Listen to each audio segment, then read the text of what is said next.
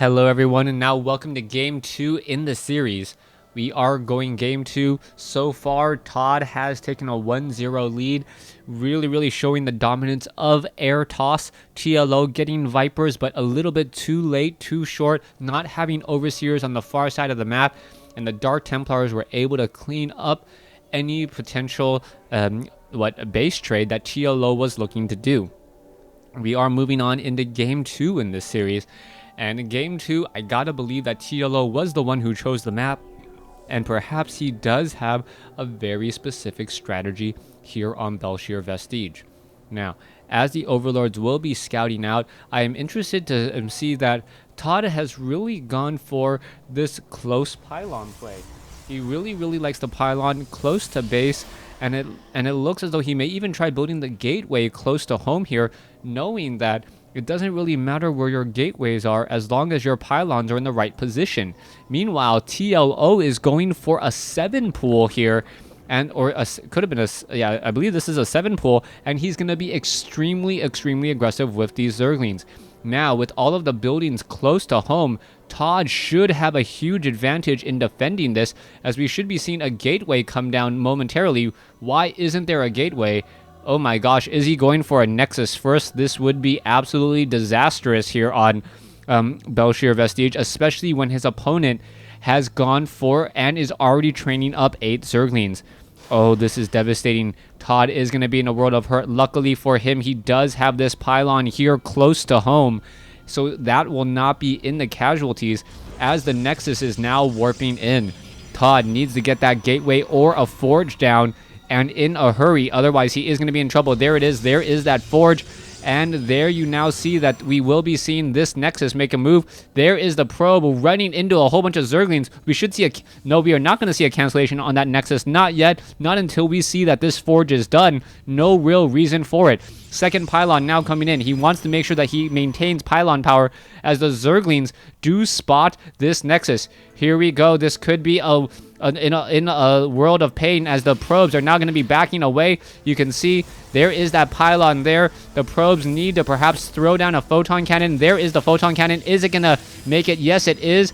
And what is going on here? The Zerglings battling the probes. The probes coming in with first blood here, as the Zerglings perhaps going to try to take down this pylon, but is there actually enough pylon power to cover that side there? ToD handling this beautifully, and I can't believe I'm going to be saying this, but the workers killed is only at 4, and that is the same number of workers that it would have cost TLO to train those 8 Zerglings. That is huge. ToD with a humongous advantage at this point in the game, but he does need to get up a Nexus. All right, we can see him now deciding to change up that strategy. There's that one photon cannon in the mineral line. Unfortunately, it will have a negative impact in terms of resources mined, as it is blocking a couple of the closer mineral patches here. But ToD coming out smelling like a rose with a huge economic advantage, as we now see more Zerglings trying to make their way out. There's one pylon here. Perhaps a photon cannon at the front door is all it will take. But so far, ToD does have his things cut out for him, as he is going to be moving into the mid game with a slight advantage. So far, we can see that Cybernetics Core now looking to come in. The Zerglings, going to perhaps try and take down this Cybernetics Core with no real way to take down these Zerglings just quite yet. ToD is in a little bit of a sticky situation. Also, he's going to start to find that he is hitting diminishing returns in just a moment.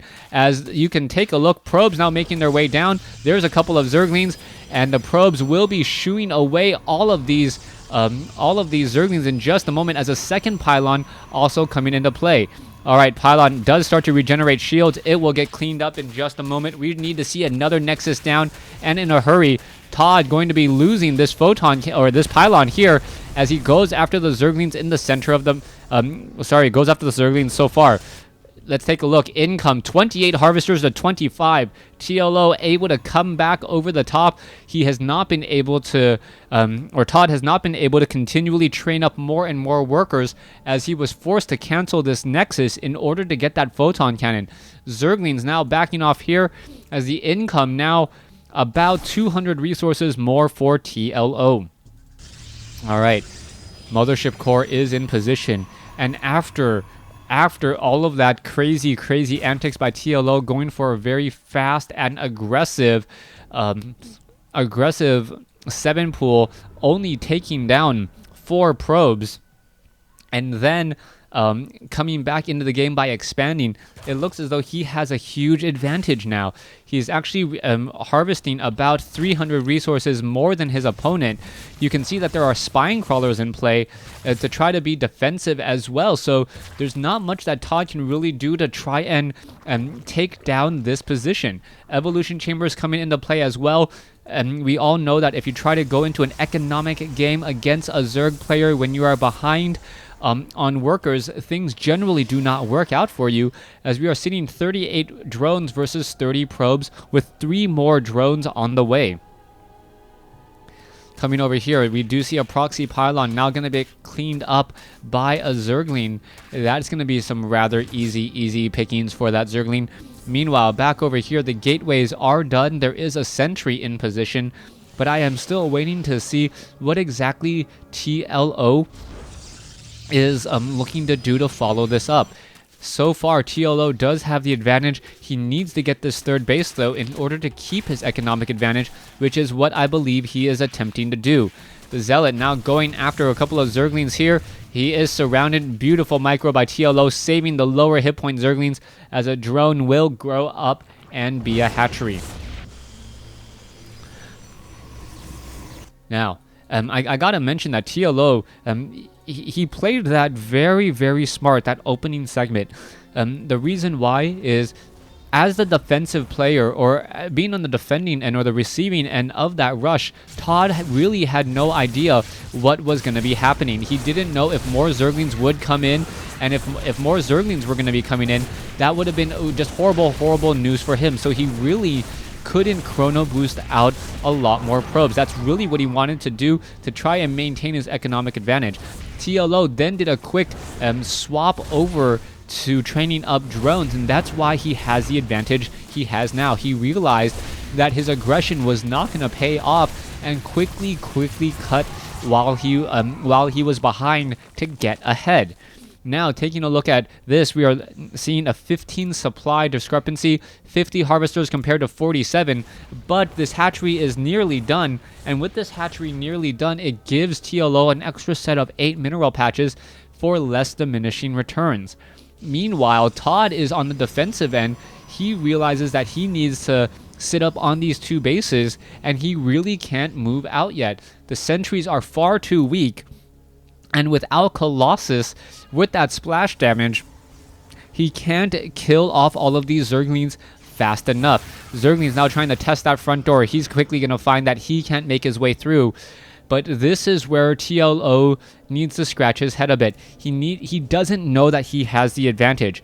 ToD also may still think that he has the advantage because TLO was behind. But now that TLO has this 3rd base, he's got to believe that he's at least even with his opponent not being behind. So ToD, at this time, letting TLO stretch out his economic advantage even further, is putting himself further and further behind when he doesn't know that he is behind. I hope that all made sense for you there, as TLO is now sitting on a 63 to 54 worker advantage. Production tab now showing we are going into hive tech. We are seeing ventral sacs and pneumatized carapace, so we could be going into a very fast doom drop momentarily. But surprisingly, I still don't see any roaches on the field. TLO is being very economical with his units, training up the cheapest units on the map just for map presence. He knows that when he needs to, he can train up a whole bunch of units in just an instant. You can see that he's doing exactly that, but the Zerglings cannot fare well against all of these sentries and zealots, especially with the amount of force fields we see. Alright, Banelings, however, are a completely different story. 19 Banelings ready to go, and sentries, unless you get the force fields down to really push those Banelings back, those sentries will simply melt away in an instant, and it looks like it could be carpet bombing with Banelings. Banelings are now trying to push in here. Are they going to make their way through? It looks like some damage is dealt. The Archons The hallucinated Archons acting as meat shields. Beautifully done here, as all of the Banelings are going to be jumping up into those Overlords in just a second. There we go. It is now ready to go, and this is going to be a nightmare. All right, Overlords now making their way in. All right, the sentries realize what's happening. All the Banelings are dropping down. Sentries, ToD is in a bit of trouble, now needing to try and fight back. The Archon still trying to push forward here as we are going into Ultralisk. All right, another carpet bombing about to come into play. And normally, Banelings do not trade well against Stalkers. But when you hit 6 to 7 Stalkers at a time with your attack, that is still a fair amount of damage. Banelings trying to make their way through. It looks like they are going to be taking down a couple of key units, perhaps even trying to take down Zealots as they're about to warp in. One Baneling gets overexcited and tries to take down a Pylon all by himself, as ToD is going to end up losing his entire attack force here from some very, very smart play by TLO. TLO now sitting on about a 30 supply advantage, 58 drones compared to 54 probes. However, the army supply is really the difference, as we are now seeing a whole bunch of Zealots try to warp their way in. The Zealots trying to take down all the Zerglings. The Zealots are upgraded 1-1. The Zerglings are upgraded 2-2, giving the definite advantage to those Zerglings to tear apart all of those Zealots here.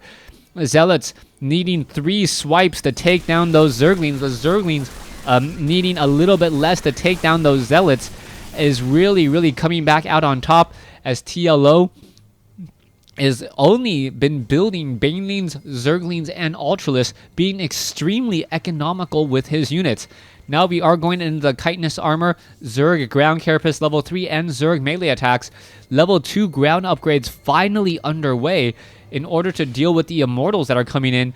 But with Ultralisk Zergling, Immortals are really not that strong of an option. All right, here you go. The Zealots now trying to chase after all of those Ultralisks. Ultralisks able to slip away. No time warp in time to get them to slow down, stop and smell the roses.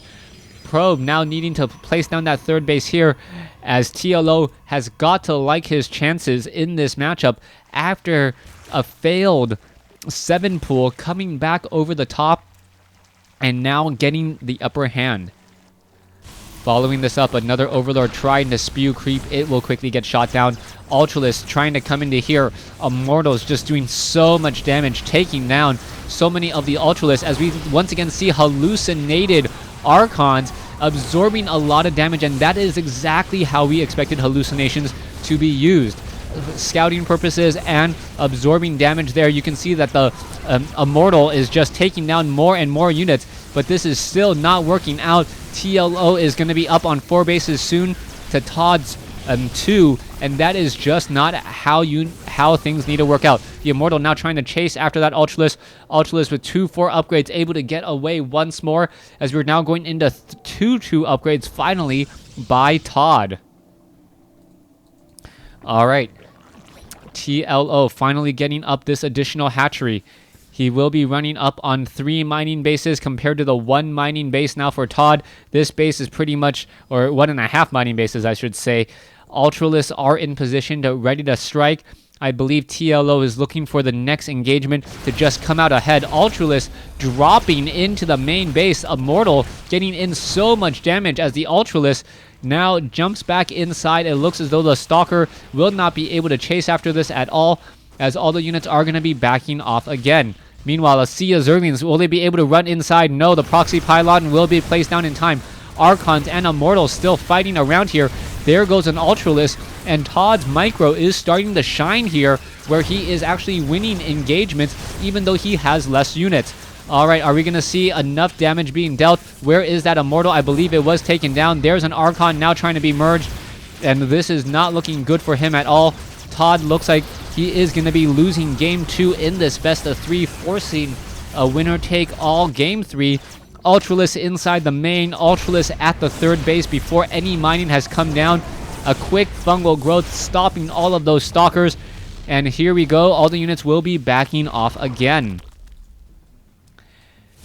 TLO now with a close to 80 supply advantage. Will he be able to come in with the victory? I believe so. There is the GG.